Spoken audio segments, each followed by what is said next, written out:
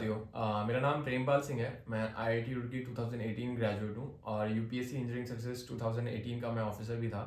6 साल मैंने सर्विस की। उसके बाद मैंने जस्ट अभी कुछ 6 महीने पहले मैंने रिज़ाइन किया और अभी मैं अपने गांव में शिफ्ट हो गया हूँ। आज हम आए हैं लवकुश के पास।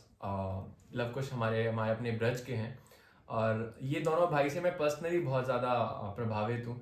जिस तरीके का काम ये लोग कर रहे हैं, जिस तरीके का जोश और जुनून ये लोग दिखा रहे हैं, तो मेरा बड़ा मन था इनसे मिलने का। तो आज हम आए हैं इनके घर पर। तो मैं आपको थोड़ा लवकुश के बारे में बता देता हूँ। तो लवकुश यूथ कैटेगरी में फिटनेस आइकॉन में सबसे ज़्यादा इनकी फॉलोअरशिप है। मोर देन फॉलोअरशिप, ये जिस तरीके का मैसेज कन्वे कर रहे हैं सोसाइटी में वो बहुत इंपॉर्टेंट है। पर मैं आपको इनके माध्यम के द्वारा ही मैं आपको इनके विचार दिखाना चाहूँगा। तो हम शुरुआत करते हैं। मैं लवकुश से बेसिक कुछ सवाल करना चाहूँगा। लवकुश, बिल्कुल। तो आप मुझे बताइए कि आजकल लवकुश आप कर क्या रहे हैं? आजकल आपका क्या चल रहा है लाइफ में? अब हम रोड गोल्ड मेडल लाना चाहते हैं और रनिंग कर रहे हैं और रेसलिंग करती है। गोल्ड मेडल किस में लाना चाहते हो आप? रेसलिंग और रेसलिंग में। रनिंग और रेसलिंग में। रेसलिंग के लिए आप कहाँ जाते हैं? अखाड़े अखाड़े पे। अपना ही अखाड़ा है मिट्टी का। मिट्टी का अखाड़ा है। आपको मैट वाला अखाड़ा नहीं मिला हुआ है? नहीं आपने कभी मैट वाला अखाड़ा देखा है? नहीं। आपको ये पता है कि इंटरनेशनल लेवल पर जो भी रेसलिंग मैचेस होते हैं वो मिट्टी के अखाड़े में नहीं होते हैं, वो प्रॉपर एक मैट पर होते हैं। तो आप फिर कैसे गोल्ड मेडल लाएंगे? ये तो बहुत बड़ी समस्या हो जाएगी। बिल्कुल तो आपको इस चीज को लेकर के कोई दर्द नहीं है? बिल्कुल है। आपने इस चीज को लेकर के कभी आवाज उठाई है? बिल्कुल उठाई है और हमने बहुत से स्कूलों पर और सब पे उठाई है और सब ट्रेनिंग हो गई। तो आपने जो जिन पर आवाज उठाई, जो रेसलिंग के लिए, मैट के लिए, कोई कभी कभी सुनवाई हुई उस पर? नहीं। एक और चीज आपने लवकुश बताई कि आप रनिंग करते हैं। कहाँ आप रनिंग करने कहाँ पर जाते हैं? रोड पर। रोड पर रनिंग करने जाते हैं। पर रोड पे तो रनिंग करना काफी खतरे की बात है। तो आप अकेले, आप दोनों ही रनिंग करने जाते हैं? मेरे पापा भी जाते हैं। तो पापा आपके साथ हमेशा रहते हैं रनिंग कराने के लिए? बिल्कुल। तो जैसा मैंने पर्सनली देखा है कि रोड पर एक्सीडेंट होने के बहुत चांसेस होते हैं। तो आपके साथ कभी ऐसी कोई वारदात नहीं हुई? एक दिन हम कारब तक जा रहे थे 10 किलोमीटर की दौड़ लगाते हुए। एक भैया ही रनिंग लगा रहे थे, लौट के आ रहे थे। जब हम लौट के आ रहे थे फिर हमको उनका पूरा एक्सीडेंट हो गया, उनका खून हो गया। ये आपने अपनी आंखों से देखा? एक स्कॉर्पियो वैन थी और कोई उनके साथ है ही नहीं था और लाइट भी नहीं। ये तो आपने जब ये देखा तो उसके बाद से आपने बोला नहीं पापा से कि पापा मैं रनिंग करने नहीं जाऊंगा? ऐसे हम नहीं बोलेंगे तो हम कहाँ से ले आएंगे गोल्ड मेडल? तो आप खतरा तो था। देखिए, इन बच्चों का जुनून के बारे में आपको थोड़ा बताता हूँ कि इन्होंने अपनी आंखों से मौत देखी है, पर जिस तरीके का जोश है और जुनून है, इन्होंने बोला कि ठीक है, देखो अगर खतरा है तो खतरा है, अब नहीं है कोई फैसिलिटी तो हमें अगर रोड पे दौड़ना ही अगर हमारे पास अवेलेबल है तो हम इसी पे दौड़ेंगे। मुझे लगता है कि इस वारदात के बाद हो सकता है इनके पिताजी ने बोला हो कि बेटा हो गई पहलवानी, हो गई रनिंग, नहीं करते हैं। बट इन बच्चों के अंदर जो जोश है, जुनून है इस देश के लिए गोल्ड मेडल लाने का, इतनी बड़ी वारदात होने के बावजूद ये अपने इस डिसीजन पर अड़े रहे। और ये छोटी मोटी रनिंग नहीं करते हैं, ये लॉन्ग रनर्स हैं। 10-10, 20-20 किलोमीटर की रनिंग आराम से कर देते हैं। ये दोनों की उम्र 8 या 9 साल के लगभग है। 8-8। आप कुछ इस बारे में बोलना चाहेंगे कि जो रनिंग की फैसिलिटी के बारे में? हर गांव में एक स्टेडियम होना चाहिए।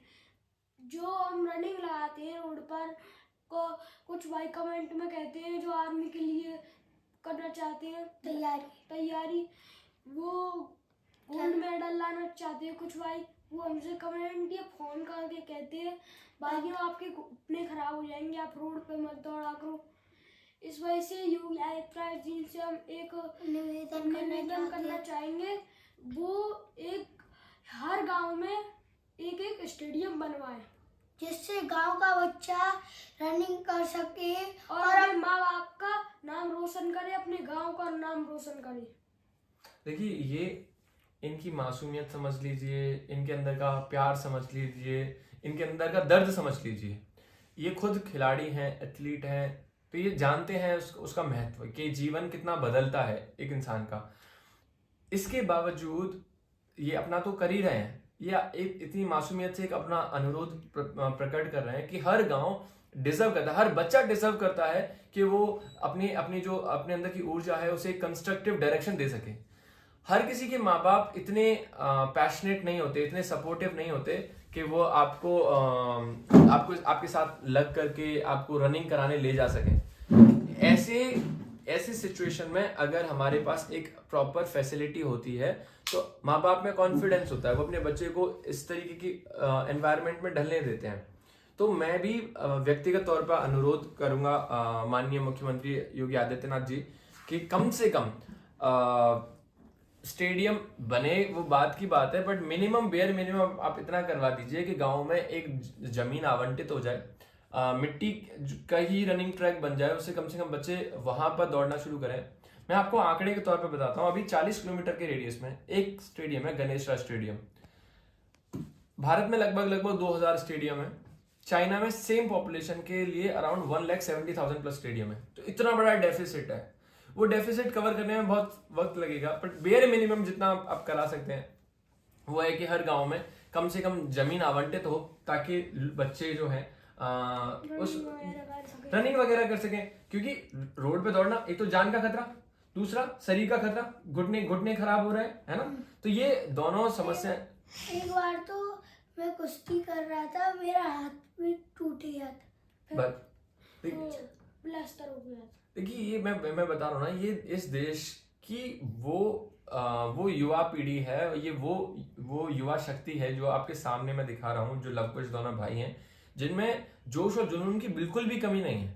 कमी है तो एक राइट इकोसिस्टम की। अगर इन्हें एक राइट इकोसिस्टम मिल जाए, ये चमकते हुए सितारे हैं, इस देश का जो नाम है ये पूरी दुनिया में फैला सकते हैं। तो मेरा अनुरोध यही है कि आप इस बात को आप अपने संज्ञान में लें और इस पर अमल करें। लवकुश, मैंने एक और चीज देखी है कि आप फिटनेस आइकॉन हैं, यूथ आइकॉन हैं, आपने कुछ सामाजिक मुद्दों को भी उठाया है। मैंने आपकी एक वीडियो देखी थी अबाउट कोल्ड ड्रिंक, तो आप उसके बारे में क्या बोलना चाहेंगे?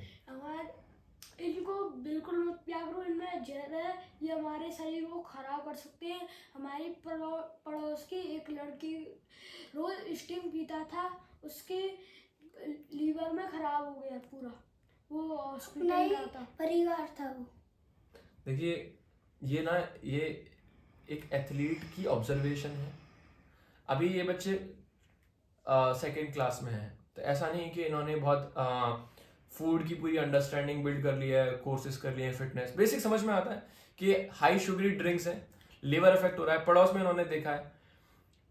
आप इस बारे में कुछ अनुरोध करना चाहेंगे ये जो कोल्ड ड्रिंक्स वगैरह के बारे में, जो आप, क्योंकि बहुत लोग हैं जो आपकी उम्र के हैं या बहुत लोगों के माँ बाप हैं जो जिनके बच्चे हैं आपकी उम्र के, तो आप उन माँ बाप से कुछ अनुरोध करना चाहेंगे इसके बारे में? हम बिल्कुल कहना चाहते हैं, निवेदन करना चाहते हैं, ये आप अपने बच्चों को बिल्कुल मत पिलाओ। और हम एक और सरकार से एक बात कहना चाहते हैं, जैसे आपने डेयरी प्रोडक्ट बैन किया था, ऐसे ही आप इनको कोल्ड ड्रिंक वगैरह उनको बैन करवाएं। कम से कम बच्चों के लिए तो बैन कराएं, है ना, क्योंकि वो अभी इतने समझदार हुए नहीं कि वो अपने लिए बेहतर फैसले ले सकें। तो कम से कम इतना हो कि सरकार की लिमिट कर दे कि बच्चों को इस तरीके के प्रोडक्ट्स, इस तरीके की ड्रिंक्स नहीं दी जाएंगी, क्योंकि ये शरीर को बहुत बुरी तरीके से हार्म करती हैं। राइट, सबके लिए बंद कर दिया है ना। बिल्कुल, ये तो मतलब देखिए ये भाई ये चीज है जिस चीज को मैं इंस्पायर होता हूँ कि मैं तो बस सोच रहा था कि चलो बच्चों के लिए तो कम से कम करो, वो बोल रहे हैं कि अरे सबके लिए जब जहर है तो सबके लिए बंद करो। एक और चीज लवकुश, मैंने देखा कि आप और भी एक दो सामाजिक मुद्दे मैंने देखा आपकी स्कूल की ठीक करो की आपने एक वीडियो आपने डाली, एक स्कूल विजिट पर गए थे आप, तो आपने क्या देखा, मतलब आप कहाँ गए थे? वहाँ हम एक सरकारी स्कूल पर गए थे। वहाँ बच्चे जमीन पर बैठ के पढ़ती थे और वहाँ कोई बेंच कुछ भी नहीं था, और वहाँ एक क्लास में तीन क्लास पढ़ती थी, और वहाँ के टॉयलेट बिल्कुल खराब थे। टॉयलेट के बगल में गड्ढा हो रहा था बड़ा वाला, उसमें अजगर या सांप निकल गया है। बिल्कुल। तो उनकी पढ़ने की व्यवस्था बहुत खराब है। ऐसे स्कूल में आप कभी पढ़ना चाहेंगे? बिल्कुल नहीं, और इससे जो- बढ़िया तो जो हमारे गरीब भाई हैं उनकी मजबूरी रहती है बच्चों को पढ़ाए। जो प्राइवेट स्कूल होते हैं उनमें तो पैसे ज़्यादा खर्च होते हैं और उनमें कॉपी किताब भी ज़्यादा खर्चों की आती है। इस वजह से वो गरीब हमारे भाई उसमें ही पढ़ाते। तो आप दोनों में ही परेशान नहीं है। तो आप क्या अनुरोध करना चाहेंगे सरकार से? सरकारी स्कूल ठीक कर दो तो हम प्राइवेट स्कूल में क्यों पढ़े? हम सरकारी सरकारी स्कूल में स्कूल में ठीक हो जाएंगे तो स्कूल में आप क्या मूलभूत सुविधाएं देखना चाहते हैं जिससे आपको लगे कि हाँ अभी मैं इस स्कूल में पढ़ना ब्रांच होनी चाहिए और और एक क्लास में एक ही क्लास पढ़े और एक असेंबली ग्राउंड होना चाहिए और खेल का मैदान होना चाहिए टॉयलेट बढ़िया होनी चाहिए, हैंड वॉश का नल लगे हो बढ़िया और बढ़िया ब्लैक बोर्ड हो लिखने के लिए और साफ स्कूल हो।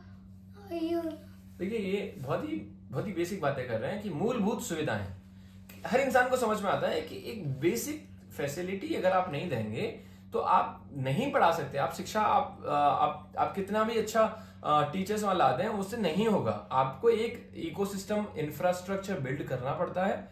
इन बच्चों ने बड़ी मासूमियत से जाकर के देखा है और इस दर्द को भी साझा किया है क्योंकि जैसा लकुश आप सरकारी स्कूल में पढ़ते हैं या प्राइवेट स्कूल में पढ़ते हैं? प्राइवेट।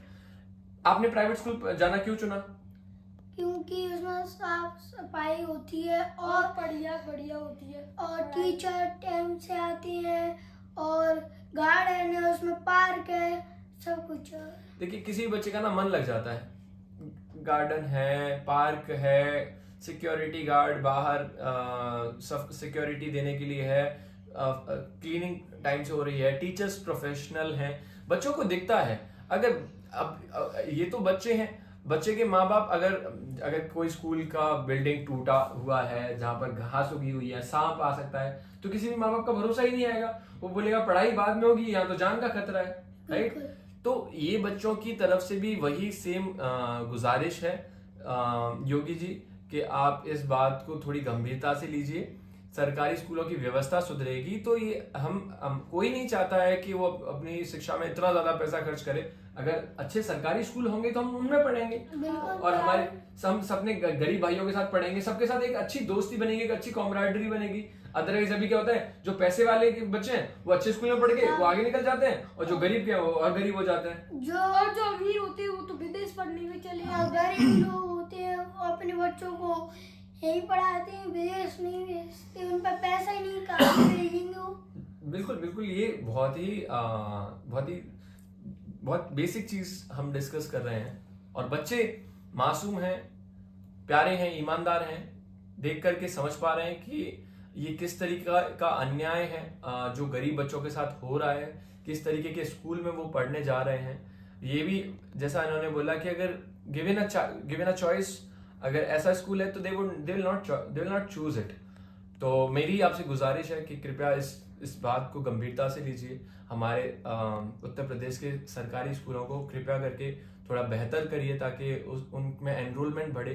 अभी हो क्या रहा है, एक स्कूल है जिसमें 4 बच्चे हैं, 3 सरकारी टीचर घिरे हुए हैं। वो 3 सरकारी टीचर इसलिए घिरे हुए हैं क्योंकि वो 4 बच्चे हैं, और 4 बच्चे क्यों रह गए? क्योंकि सरकारी स्कूल की बिल्डिंग खराब है।